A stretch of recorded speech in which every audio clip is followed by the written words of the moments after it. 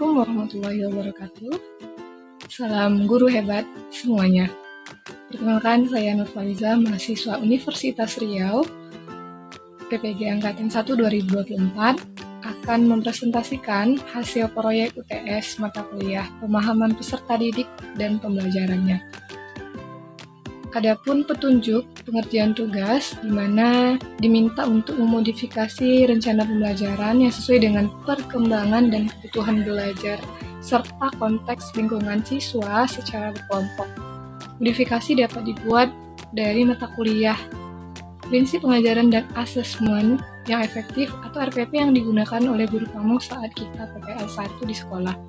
Kemudian kita diminta untuk menceritakan hasil modifikasi yang kita lakukan dalam kegiatan presentasi ini. Adapun modifikasi yang saya lakukan ditinjau berdasarkan yang pertama, tahap perkembangan siswa. Yang kedua, kebutuhan siswa. Yang ketiga, konteks pengelompokan. Dan yang keempat, asesmen yang digunakan. Nah, yang pertama adalah tahapan perkembangan siswa.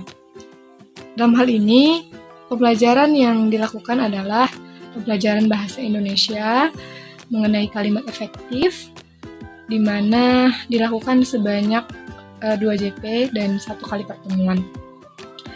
Nah, yang sebelum dimodifikasi, yang paling penting dalam tahapan perkembangan adalah bagaimana guru melihat perkembangan belajar siswa dalam aspek baik itu kognitif maupun emosional dan sosial siswa. Sehingga nantinya materi yang akan disampaikan itu sesuai dengan tingkat kompleksitas dan pemahaman siswa sendiri. Nah, saat sebelum modifikasi, belum adanya penerapan pretest untuk melihat kemampuan awal siswa.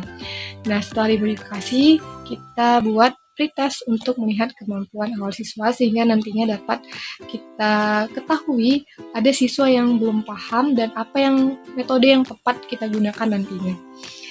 Nah, setelah beranjak dari tahapan kita masuk ke konteks pengelompokan siswa. Dalam hal ini, karena materi mengenai kalimat efektif, maka yang paling penting adalah bagaimana siswa menyerap materi. Nah, sebelum modifikasi, guru mengelompokkan siswa itu berdasarkan tempat duduk dengan jumlah per kelompok itu 6-7 siswa. Nah, setelah dimodifikasi, kita lihat nih, ternyata penyerapan informasi itu dapat dilihat berdasarkan gaya belajar siswa itu sendiri. Maka dikelompokkan sesuai dengan kelompok gaya belajar. Ada 3, yang pertama visual, auditori, dan kinestetik. Nah, setelah kita mengelompokkan siswa, selanjutnya dilihat berdasarkan kebutuhan belajar. Nah, sebelumnya pemberian LKPD ya untuk melihat proses pembelajaran itu sebelum dimodifikasi, LKPD yang diberikan itu sama kepada seluruh siswa. Namun setelah dimodifikasi, kita memberikan perbedaan karena sesuai dengan gaya belajar.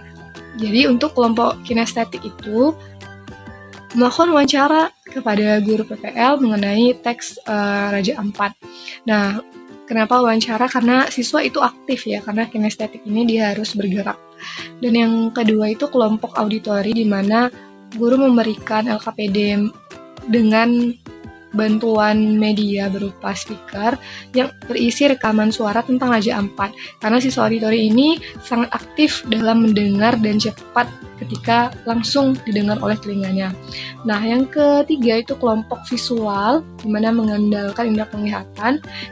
Dia membaca teks secara langsung, sehingga nantinya penyerapan informasi itu dapat dilihat dan dirasakan langsung, dilihat secara langsung oleh siswa.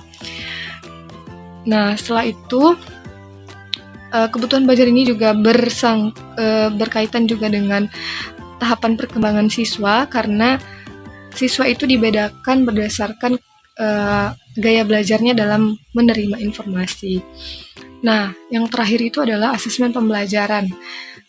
Nah, sebelum dimodifikasi, asesmen yang digunakan itu berupa lembar evaluasi, yaitu tes uraian. Bisa dilihat pada capture di samping, guru memberikan lembar evaluasi.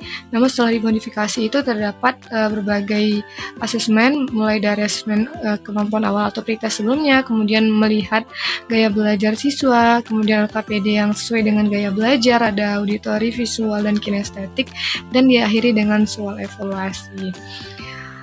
Nah, seberapa penting kebutuhan belajar, tahapan, perkembangan siswa, dan konteks pengelompokan itu dalam sebuah modul ajar? Nah, ternyata sebuah modul ajar itu dapat kita rancang supaya kita dapat merancangnya lebih relevan dengan siswa, bermakna dan efektif untuk mendukung pembelajaran di kelas. Selain itu, kita juga dapat aktif melibatkan siswa dalam proses pembelajaran, dan nantinya siswa akan memberikan umpan balik sehingga mampu meningkatkan kualitas dari modul ajar dan mendukung keberhasilan pembelajaran. Kita ketahui bahwa modul ajar atau rencana pembelajaran yang digunakan adalah pijakan awal bagi seorang guru, sehingga ketika suatu pedoman itu sudah melihat bagaimana kebutuhan belajar, tahapan pengembangan siswa, dan pengelompokannya, maka akan lebih terarah dan bermakna apa yang akan kita jalankan di kelas. Jadi istilah menyatakan bahwa ketika kita gagal merencanakan sesuatu, maka kita merencanakan kegagalan. Jadi dalam hal ini modul ajar sangat penting sebagai sebuah role sehingga kita dapat merancang pembelajaran yang sangat efektif di kelas. Semoga video yang saya sampaikan ini bermanfaat. Terima kasih telah menyaksikan hingga akhir. Saya mohon maaf atas segala kesalahan. Saya Nurfaliza pamit undur diri. Wassalamualaikum warahmatullahi wabarakatuh.